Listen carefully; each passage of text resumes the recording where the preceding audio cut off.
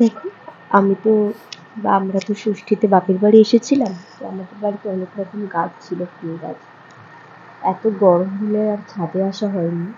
তো ভাবলাম যে একটু মায়ের সাথে ছাদে যাই, মায়ের গাছে জল দিতে এসেছি, তাই এসেছিলাম আমিও। তো অনেক রকম গাছ আছে, দেখছি অনেক রকম গাছ আবার তুলে ফেলা হয়েছে।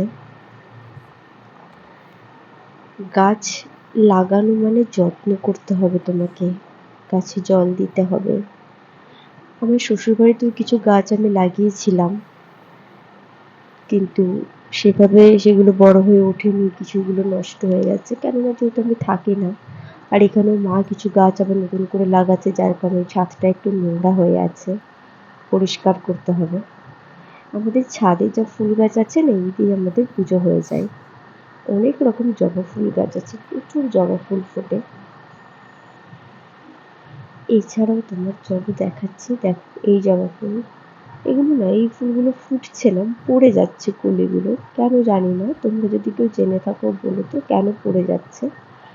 আর এই দেখো, গাছে লেবু হয়েছে, খুব একটা ভালোভাবে দেখাতে পারলাম না।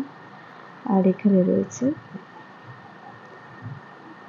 আমরা এগুলোকে নাগপঞ্চমী বলি, তোমরা কি বলো আমাকে বলো। এছাড়া এই যে কাঠগোলাপ, যাকে অনেকে চাপা